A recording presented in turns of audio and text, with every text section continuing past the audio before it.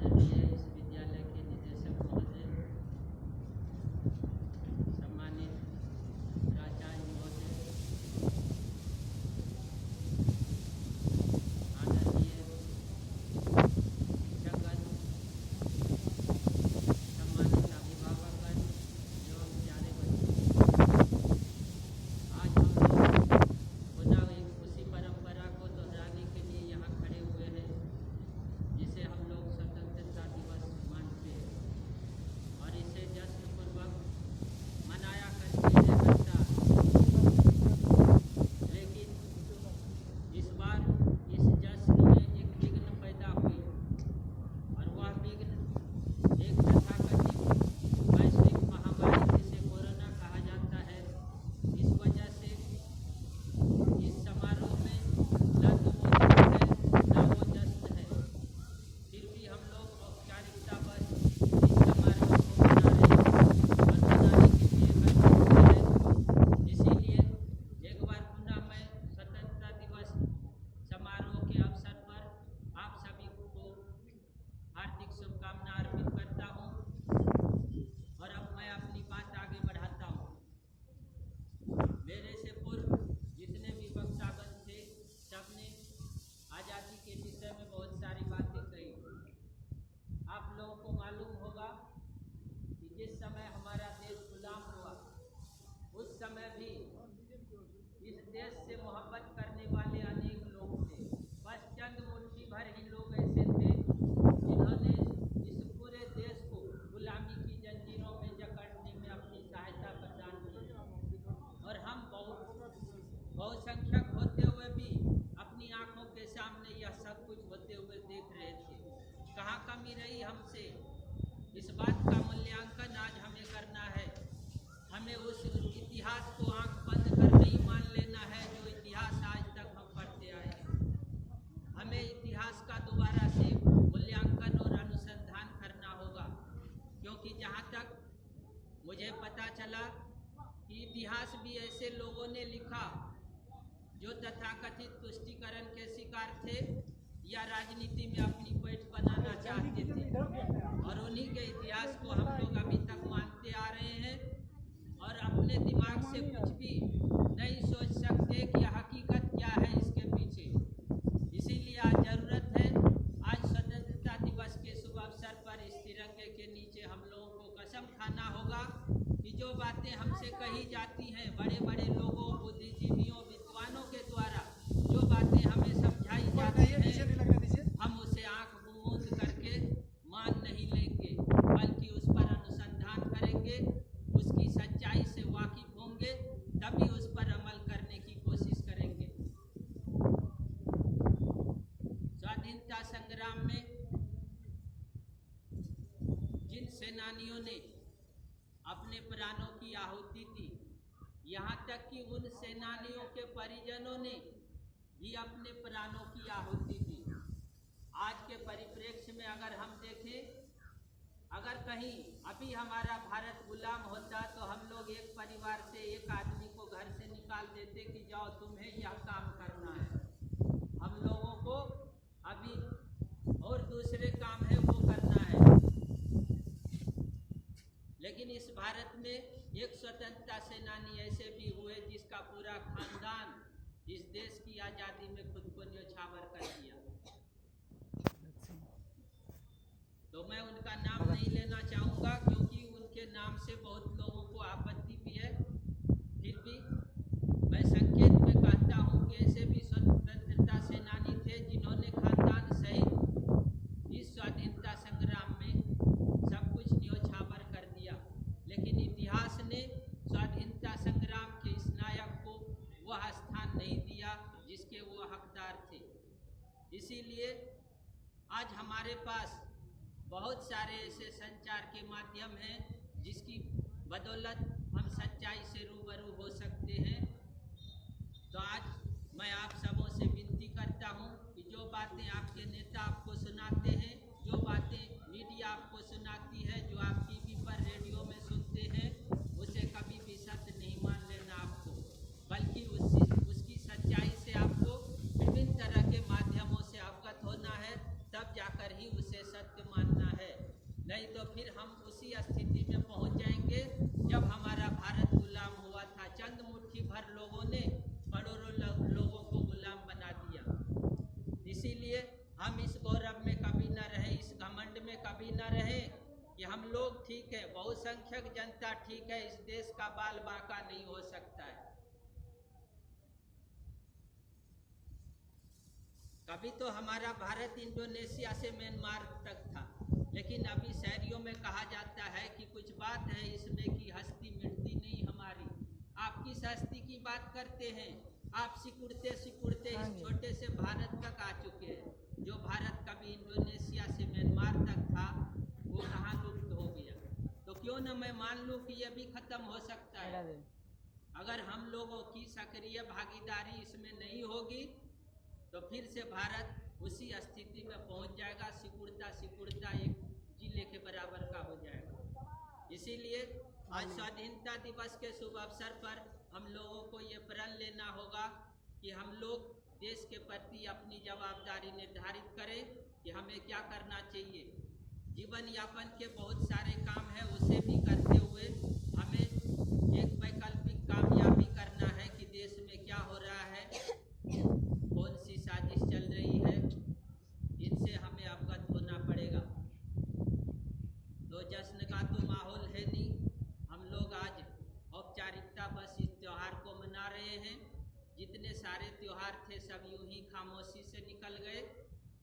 तो कोशिश हुई कि कम से कम यह त्यौहार जो कि भारत पर्व है यह भी खामोशी से न निकल जाए। इसीलिए थोड़ा बहुत आयोजन इस विद्यालय व्यवस्थापन ने किया है। इसके लिए मैं तहे दिल से विद्यालय व्यवस्थापन इकाई को धन्यवाद देता हूं तथा पुनः एक बार आप सबों को स्वाधीनता दिवस की हार्दिक शुभकामनाएं देते हुए अपनी बात खत्म करता हूं। जय हिंद, जय भारत।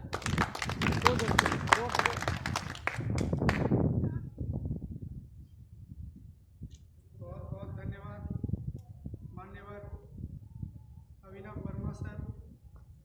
आपने अभी आज़ादी के जो वास्तविक नायक हैं, जो इतिहास के पन्ने में गुमनामी के शिकार हो चुके हैं, ऐसे एक योद्धा का मैं नाम आपको बताता हूँ जिसका नाम तक ना तो इन बच्चों को पता होगा और ना ही इस सभा में उपस्थित बड़े बड़े विद्वान को भी नहीं पता होगा। उस टांटिया भील की जिन्होंने आजादी की पहली संगनाद की थी, जब ये तथाकथित आजादी 1857 में सिपाही विद्रोह का नाम दिया जाता है, उससे पहले टांटिया भील ने 1830 ईस्वी में ही अंग्रेजों से लोहा लेने का काम किया था। जब यहाँ के सामंतवादी लोगों ने, यहाँ के जमींदारों ने अपनी घर, अपनी हवेली अंग्रेजों को सौंप दिया था, तब यहाँ के बहुसंख्यक लोगों ने, यहाँ के पिछड़े समाजों ने, जो आज वास्तविक आदिवासी है, उन्होंने तीर और भाले से अंग्रेजों से लड़ा था। जब अंग्रेज को इन लोगों ने अपना घर और बेटी दे दिया, और यह आदिवासी लोग घर और मोहल्ले को छोड़कर जंगल चले। मैं सलाम करता हूं टांटिया भील को, मैं सलाम करता हूं बिरसा भगवान को, मैं सलाम करता हूं उधम सिंह को। उधम सिंह वो चेहरा है जिसने लंदन में जाकर यहाँ के जलियांवाला बाग में जिसने गोली चलाने का, जिस जनरल डायर ने इजाजत दिया था, ऐसे जनरल डायर को लंदन की धरती में जाकर उसको अपने ही धरती में दफनाने का काम किया था कभी हमारे देश के वीर शहीदों। ऐसे शहीदों को, ऐसे जो शहीद, ऐसे वीर जो इतिहास के पन्ने में गुमनामी हो गए, यदि हम उसके इतिहास को लिखना शुरू करेंगे, उसके इतिहास को बनाना शुरू करेंगे, तो बहुत बड़ी पन्ना और किताब बन जाएगी। साथियों, जिसके हाथ में कलम था उसने अपने जैसा इतिहास लिखा, अपने महापुरुषों को लिखा। अब समय बदल चुका है। एक समय था जब यहाँ के महिलाओं को, यहाँ के 85%, 90% गरीब, असहाय, निर्धन को पढ़ने का अधिकार नहीं था, वोट डालने का अधिकार नहीं था, बराबरी का अधिकार नहीं था, समानता का अधिकार नहीं था, समाज में सामाजिक रूप से जीने का अधिकार नहीं था। उस अधिकार को, उस आजादी की लड़ाई को लड़ने में हमारे देश के ना जाने कितने वीर शहीद, कितने हमारे सैनिक आज भी सीमा पर अपनी मौत के मातम मनाते हैं। और रिपोर्ट में आता है मीडिया के द्वारा कि 25 लोग मारे गए, कभी 42 लोग मारे गए, कभी 100 लोग मारे गए। साथियों, ये तो हमारे लिए एक अंक होता है, 25 2, लेकिन किसी का तो घर ही उजड़ जाता है। उस घर के बारे में सोचे, जब ये इंडियन आर्मी, ये एसएसबी भर्ती का इम्तिहान लेता है तो वो छाती को नापता है, और छाती में रत्ती भर भी कमी होती है, 1 इंच की कमी होती है छाती में, तो थप्पड़ मारकर जवान को पीछे कर दिया जाता है कि तुम सेना में भर्ती होने लायक नहीं हो। लेकिन जब उस सैनिकों की लड़ते लड़ते सीमा पर मान्यवर बोटी बोटी उसका निकल जाता है, उसका एक एक हाड़ और मांस गल जाता है, और शरीर के टुकड़े टुकड़े निकल जाते हैं, और वो माँ देखती है, तो आप सोचिए उस माँ की हालत। जिस माँ के बच्चे को के छाती को नापा जाता था और 1 इंच कम होने पर उसको पीछे धकेल दिया जाता था, आज तो उसकी 1 इंच भी नहीं बचती है, तो उस माँ की क्या हालत होती है। और ये नेता लोग अभी जो वर्तमान राजनीति है, अभिनव सर कह रहे थे कि हम सभी को एक नजर खेत पर, एक नजर सड़क पर, तो दूसरी नजर सदन में रखना होगा कि हमारे द्वारा चुना हुआ प्रतिनिधि हमारे खिलाफ या हमारे राष्ट्र के खिलाफ कोई कानून पारित तो नहीं कर रहा, और हम लोग सोए रह जाते हैं, हमारे खिलाफ कानून पारित हो जाता है। और ये लोग जो अभी वर्तमान में देश की राजनीति संभाल रहे हैं, इससे हम राष्ट्रवाद की कल्पना नहीं कर सकते हैं महोदय। आजादी के आज 7 दशक से भी ज्यादा समय हो चुका है, लेकिन आज आप जाइए दलित के बस्ती पर, जाइए आदिवासी के बस्ती पर, जाइए पिछड़ों के बस्ती पर, जाइए गरीब और निसहाय के बस्ती पर, उनके पास न खाने की व्यवस्था है, न रहने के लिए आवास की व्यवस्था है, न शिक्षा की व्यवस्था है। हमारे साथ हमारे विद्यार्थियों प्रकाश उपस्थित है। हमने 2-4 रोज पहले हम अपने गांव के महादलित बस्ती पर गया, जिसको आज मैं संवैधानिक भाषा में एससी कहा जाता है, लेकिन बोलचाल की भाषा में डोम जाति कहा जाता है। जिस डोम जाति के बाबा साहब अम्बेडकर हुए, पूरे देश के लिए संविधान निर्माण किया, और जिस संविधान के बदौलत ये देश चल रहा है, लेकिन उस महापुरुष के जो परिवार है, आज वो नरकीय जीवन व्यतीत करने के लिए विवश है। इसका जिम्मेवार कौन? आज उसके पास 1 किलो चावल नहीं है, ना उसके पास राशन कार्ड है, ना आधार कार्ड है, ना बिजली है, ना चापाकल है, ना आवास है। कहाँ गई सरकार की बड़ी बड़ी वादे?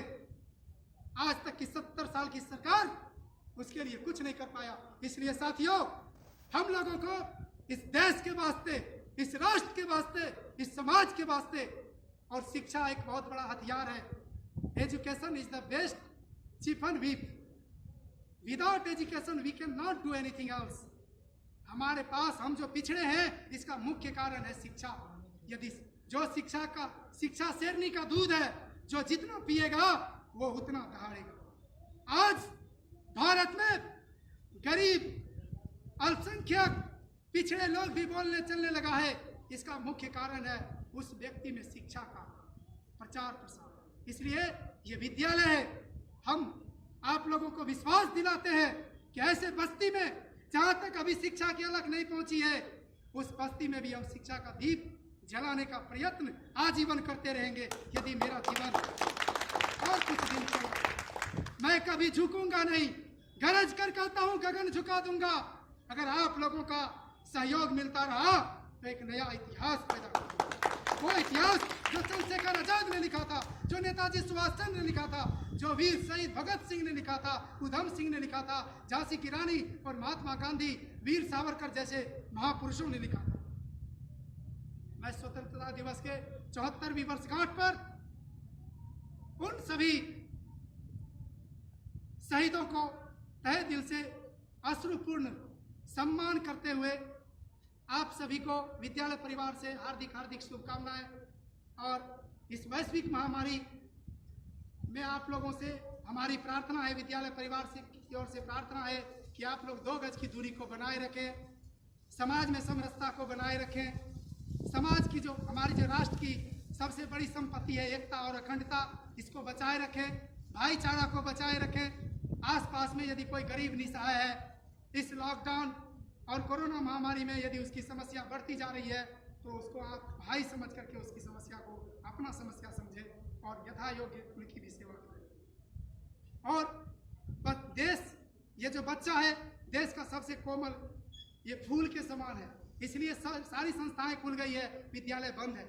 इसलिए अभिभावक से आग्रह करेंगे कि अभी जब तक आपके पास बच्चे हैं तब तक आप शिक्षा और हमारी जो देश की संस्कृति है, जो बौद्ध की संस्कृति है, बौद्ध की विरासत है, सम्राट अशोक की विरासत है, उस विरासत को आप अपने बच्चों के साथ साझा करें। सर अभी कह रहे थे कि इस देश की जो सीमा कभी इंडोनेशिया से लेकर म्यांमार तक था, मैं याद दिला दूं इस देश के होनहारों को कि कभी हमारा देश सोने की चिड़िया कहलाता था।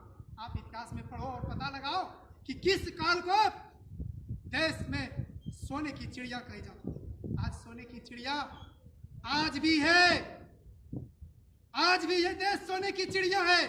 जो बार बार हमको ये कहकर चिढ़ाता है कि देश सोने की चिड़िया कभी थी, इसका मतलब उसके राष्ट्रभक्ति में हमें संदेह। आज भी यह देश सोने की चिड़िया है, बशर्ते जरूरत है उस जो लाली पर पट्टी लगी हुई है, उस पट्टी को खोलने की, एक होने की। और इस देश में सभी जाति मजहब के लोग रहते हैं, यहाँ विभिन्न धर्मों के लोग रहते हैं, सभी को एक होकर इस तिरंगा के नीचे ये शपथ लेने की कि इस देश पर, इस देश के आन बान शान पर जब कभी भी कोई खतरा मंडराएगा तो हम लोग न जात देखेंगे, न बात देखेंगे, न धर्म की बात करेंगे। इस देश में जरूरत नहीं है हिंदू की, इस देश में जरूरत नहीं है मुसलमानों की, इस देश में जरूरत नहीं है सिख और ईसाइयों की, इस देश में जरूरत है तो मानवतावादी। इसलिए आप मानवतावादी धर्म को माने और राष्ट्र धर्म ही हमारा सर्वोपरि धर्म है। इस धर्म और इस तिरंगा ही हमारा सबसे बड़ा चिन्ह है। इस चिन्ह यदि हमारा सर झुकेगा तो इस तिरंगा के नीचे झुकेगा। न हम मंदिर में सर नवाएंगे, न हम मस्जिद में सर नवाएंगे, लेकिन जो संस्कार और सभ्यता है उसको हम निभाते हुए, इससे पुराने जो है उनको निभाते हुए, देश की गौरव गरिमा को निभाते हुए हम पुनः अपने संस्कृति और अपने इस देश के लिए जो खून और पसीना बहाए हैं उन महापुरुषों को याद करते हुए विद्यालय परिवार की ओर से पुनः आप लोगों को हार्दिक अभिनंदन, स्वागत करते हुए मैं अपने वाणी को विराम देता हूँ। एक बार हम हमारे साथ सभी बोलेंगे, हम लोग एक होने का आह्वान करते हैं। आवाज दो हम एक है, आप लोग बोलेंगे एक है। आवाज दो हम एक है, एक है। आवाज दो हम एक है, एक है। आवाज दो हम एक है, एक है। एक और आप लोग जानते हैं कि आर्टिकल, संविधान की एक आर्टिकल है 51A पार्ट 4, जिसमें राष्ट्र के प्रति जवाबदेही, मतलब मौलिक कर्तव्य। उस मौलिक कर्तव्य में एक कर्तव्य ये भी है, टू डिफेंड व्हेन रिक्वायर्ड, जब जरूरत हो तो इस देश के लिए तैयार है। क्या यदि इस देश को जरूरत होगा तो ये नौनिहाल बच्चे और हमारे देश के नौजवान साथी इस देश के जो दुश्मन है उससे लोहा लेने के लिए तैयार है?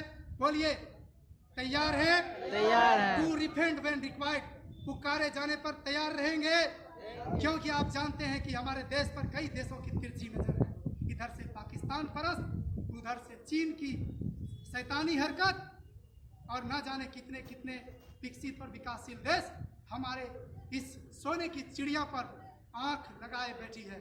इसलिए मैं आपको याद दिला दूं, मेरे देश के बच्चों, आज खा लो कसम, चीन को चीनी बना दो, पाकिस्तान